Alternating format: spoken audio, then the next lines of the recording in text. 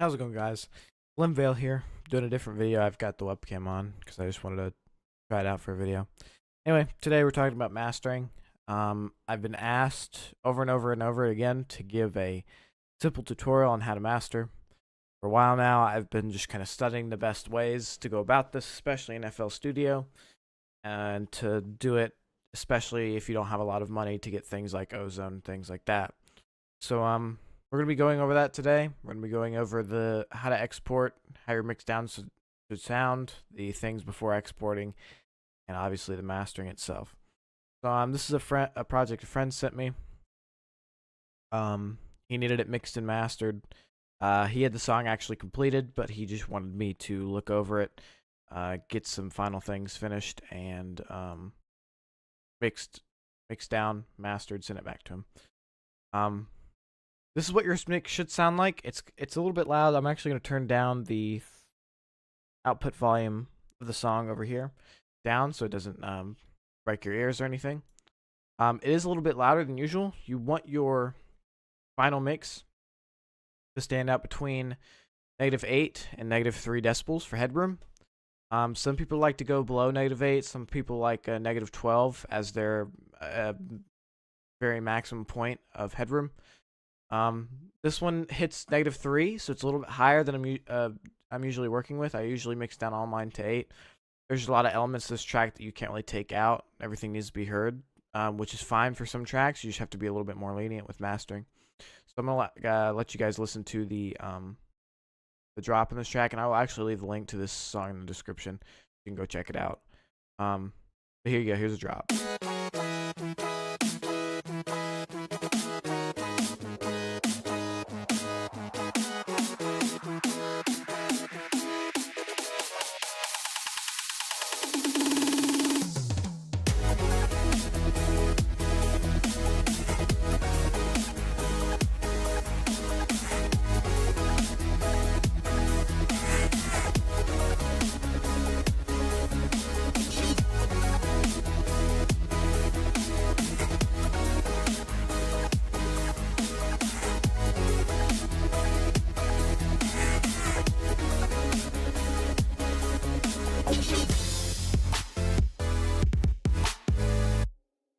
Anyway, that's pretty much the basis of this track. Some things to consider, especially before mastering.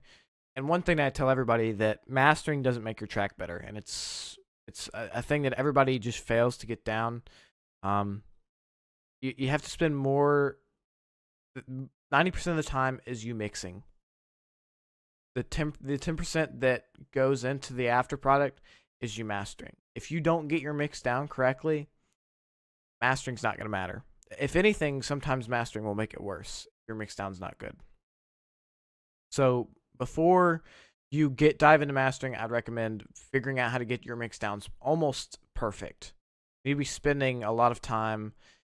You need to spend half of the production time on that track making it, which should be a lot of time already usually, and then the other half sitting down, either exporting it. Some people like exporting it to stems, bringing it back into the DAW, and then mixing it that way, or just bringing everything back down and bringing it back up. But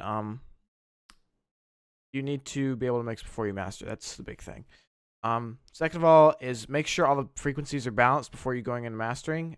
Make sure it's a flat mix, because when we listen to this drop,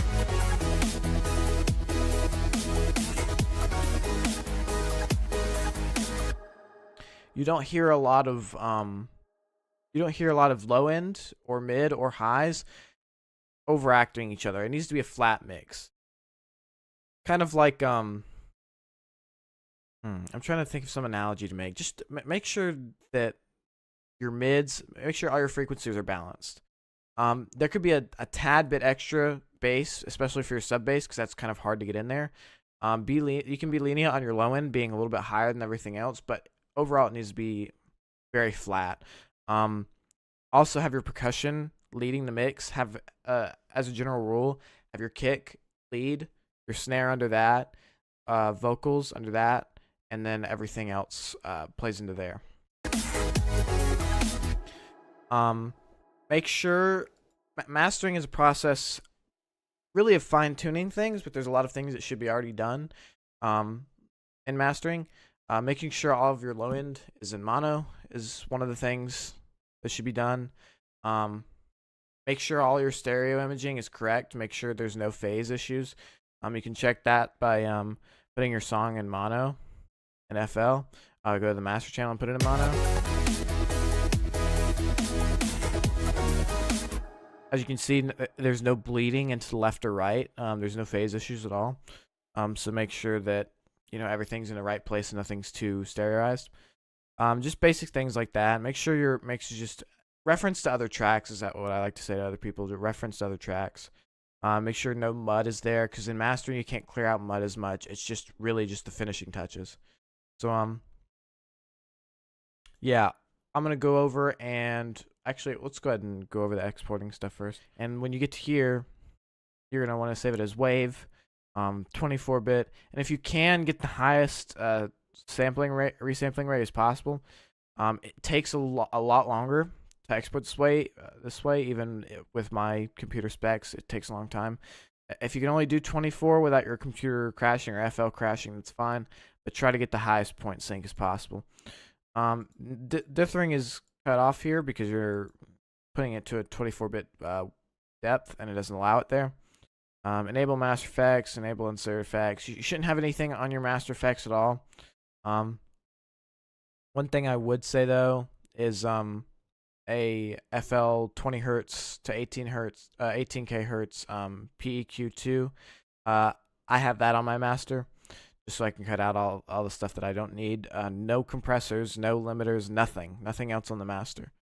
There should be no effects at all on there. But then you just export, and then we will hop over to the mastering stage right after this.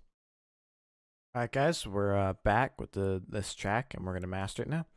So just a couple things that I'm gonna show you on the master track, what you have set up for your master effects. So we have mostly FL stock stuff, except for this one visual thing called Ulan loudness meter. This is optional to use, but I use it just to kind of have visual representation, especially with all this cool stuff on what it's gonna sound like, especially on other systems. So it's a free plugin. I'll probably drop the link in the description if I can remember to. But we go PEQ2 as the first thing on here. We go Fruity Multiband Compressor. We go Maximus, and then we go Fruity Limiter.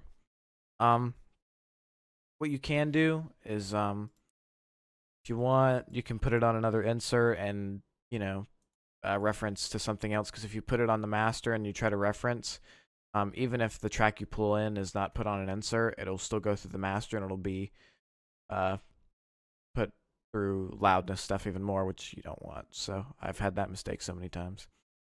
We're gonna go through. We're gonna start with parametric EQ2. This is just something that's to make sure that have all your frequencies in line. I go to presets. I go to 20, even sometimes a 30 hertz to 18k hertz. Doesn't really matter.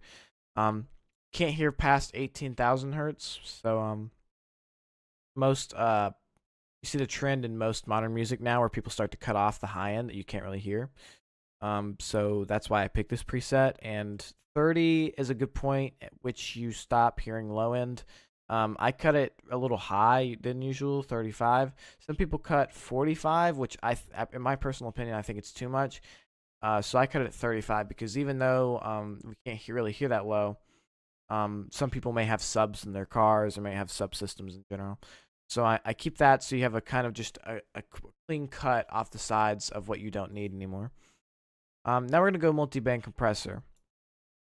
Although Maximus in itself is a multiband compressor as well as a maximizer in a way, I don't like the way Maximus presents itself as a multiband compressor. It's very weird. It doesn't really make much sense to me. So you guys can go down that route if you'd like, but I like Fruity Multiband Compressor, and there's a bunch of other free multiband compressors out there as well you can use. First thing we're going to do is there's an alignment of how the 4 bands in Fruity Multiband Compressor works. I don't really like how the default way works, so I'm going to mess around a little bit. For the low end one, I'm going to pull it back, and this is basically where the low end band ends. As you can see right here, the little triangles. I pull it back to 118 hertz for the low band to end. And you don't want to forget the low mid part, which is essentially the left side of the mid band. You want to bring it down to that same exact spot where the low end ends at 118, and it'll kind of just stick there. It just sticks there for a second, so you can get it perfectly aligned. So you want to have that, so we have a lower, because the low end default that multiband compressor represents, it doesn't really make much sense. It gets into very the higher part of the low mid end band. So now since we have our band set, what we'll do is we'll mute mid, and we'll mute our high band. We'll find where our drop is, which is right here. So find wherever your drop is, and then just find a comfortable amount of bars to just loop it around in. And now we're going to start monitoring. I'm using the Bayer Dynamic DT880s for this video. These are open back headphones, or semi-open back headphones. They have a lower dynamic range, but the only other effect is that you really have to either have a treated room or you have to have a quiet room. Make sure everything is as quiet as possible if you have open back or semi-open back headphones. If you have regular headphones, it's okay. Just make sure to take breaks every 5 minutes, especially for closed back every 5 minutes, because the sound is just bouncing off your ears. If you have good monitors, if you have good sub setup, if you have a treated room, definitely master off of your monitors. Mastering off monitors is probably the best way to go about it.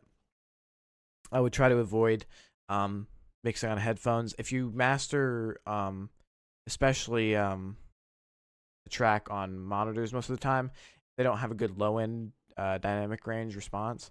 You might want to go onto some closed back headphones to monitor the low end when mastering. That's just how I do things. So how we're going to do this today is we're actually going to start not with the low end, but we're going to start with the high end first, and then work our way to the low end. So you have two. Let's see if we can pause that. No, can't pause that. What you're going to see is you're going to see two signatures. We can lower the speed actually. You're going to see two signatures when we do this.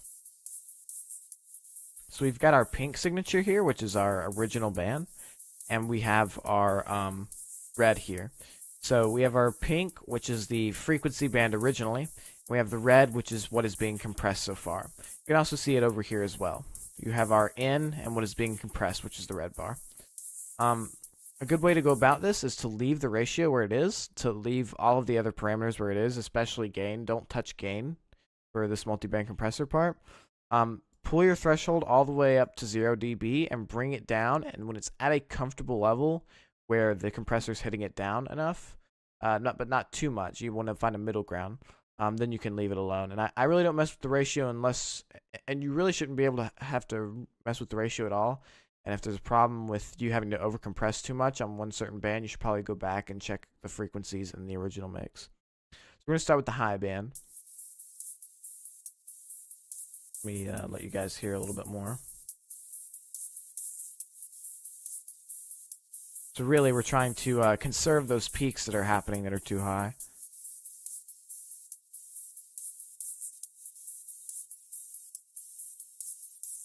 That sounds good. So now we're going to mute this band really quick, or you can actually take a look by either bypassing and activating. So this is activate. This is to mute the band, and this is to bypass the compressor. We're going to bypass and then activate again and see what changes. This is without it. This is with it. You can see our peaks are a little bit conserved, especially when you switch from bypassing to activating it. You can hear those peaks that are a little bit too high, that might poke out a little bit too much, come back down because it's compressing. We're going to switch to our mid band.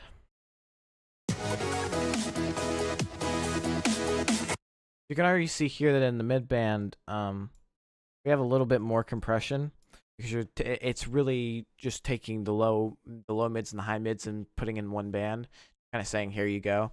There's more direct multi-band compressors that give you more to work with, especially with 4 bands instead of 3. But we're going to work with Fruity multi-band compressor because it's a default plugin.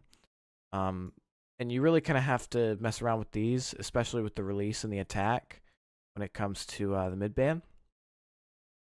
We're going to play around with it and see what we can do.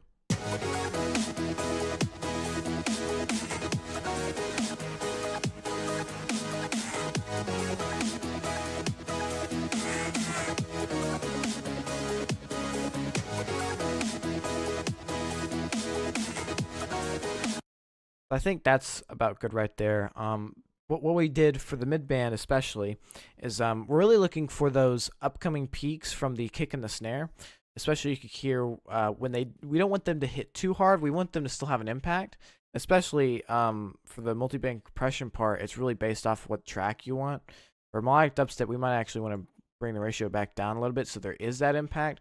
We don't want too much. We want a consistent rate of frequencies. We don't want anything popping up too high, because when we maximize it, it'll push it up even more, and then it'll try to peak past the limiter.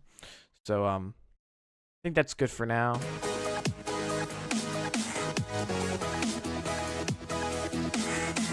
You want to ease the frequencies. You don't want anything kind of poking you in the ears. You just want it to be like flat. You want it to be there, and you want to be like, okay, well, I can listen to this on repeat without being annoyed of it, is essentially what you're looking for. We're going to mute that band, and we're going to go to the low end. The low end is a little bit harder because, as I said, it depends on monitoring and if you have a treated room and if you're the right equipment. We're just going to go, and we're just going to do a quick one on... You don't want the compression to push back the sub so much that it's not there in the mix anymore. You simply want it there for some consistency. Kind of just trying to make it as close to a straight line, not really a straight line as possible. Trying to keep it just trying to keep it steady the whole time.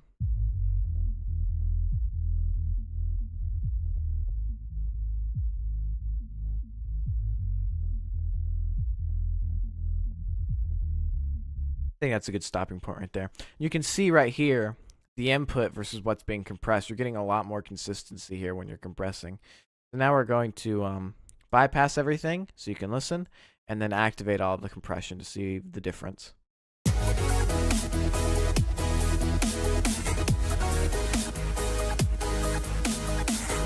That's without, and this is with compression.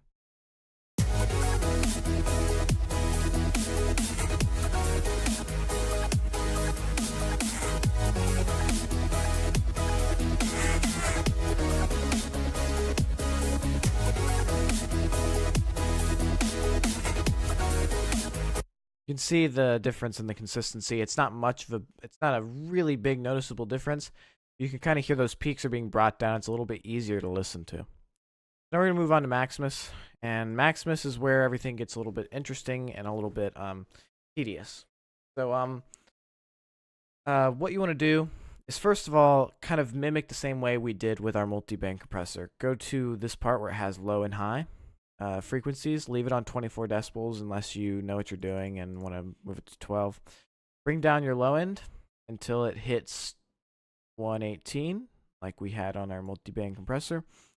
And if you want, you can do a low cut to 35 just to ensure that there's no low frequencies there after your PEQ2. So now what we're going to do is we're going to go from, instead of being on monitor right here in the bottom right, we're going to be on bands. From here, we can pretty much go ahead and boost all of our bands and volume up to a point in which we're maximized. So we're going to take our low end, let's say about 4 decibels now. I'll say 4.2. I'll bring our mids at 4, and I'll bring my highs at 4.1. Kind of have the low end just a tad bit higher than everything else because you want a little bit more bass and you want that kick to stick out as well. We're going to listen to this. I'm going to bring you guys down so you don't lose your hearing. Now let's listen.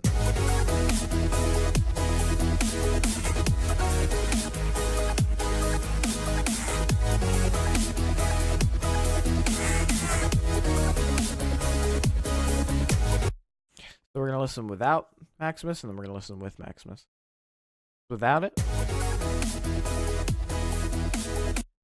Now we're going to listen with it.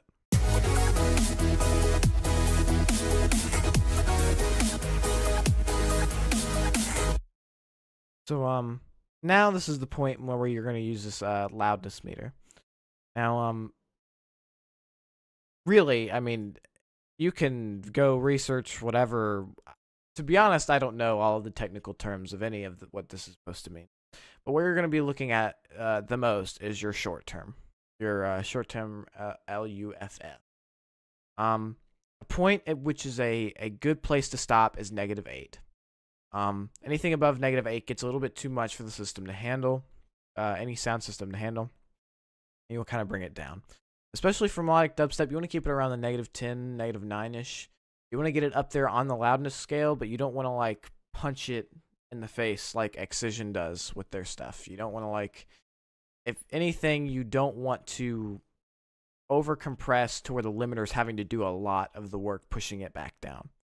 So let's just listen to it. After you get your band set to a level to where you've pushed it up to a greater volume than it was, you can go to this master right here. You can just push up the post gain a little bit to meet 0 decibels on the master.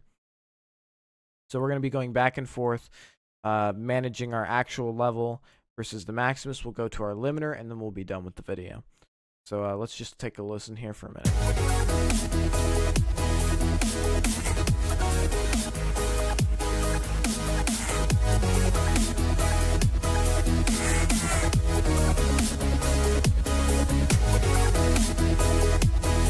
You can see we're getting a lot of crazy true peaks here in the red.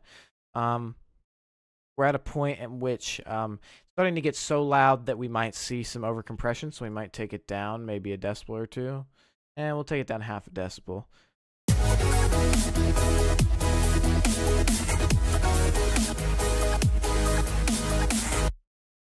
Okay, that sounds pretty good. So now we're going to move on to our limiter here. Industry standard's very weird with this type of stuff, with how you should limit your music. I've come to a point at which I think I have a understanding, and this is how I set my standards. You can do however you guys want it. Set your final ceiling to -0.3 decibels. So it doesn't exactly hit 0 decibels, but it has some type of, it has a kind of a last type of wall there to keep it from going too loud. And set your saturation to the same as what your ceiling is going to be. So anything that does go over that ceiling is going to be saturated just a tiny bit. So now we have our final product, which sounds like this. I will actually play it from the build up.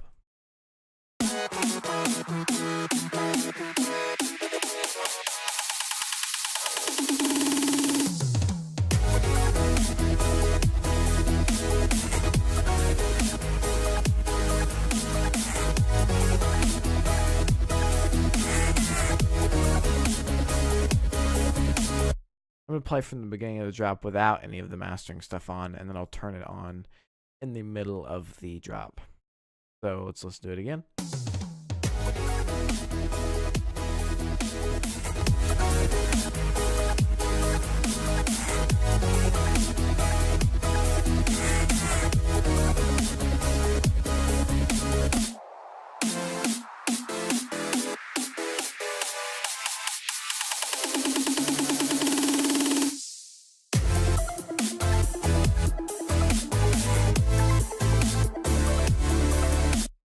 So I hope you guys enjoyed this video. It was probably pretty long, and it was probably over edited because I messed up on some stuff. But if you guys have any questions, please DM me.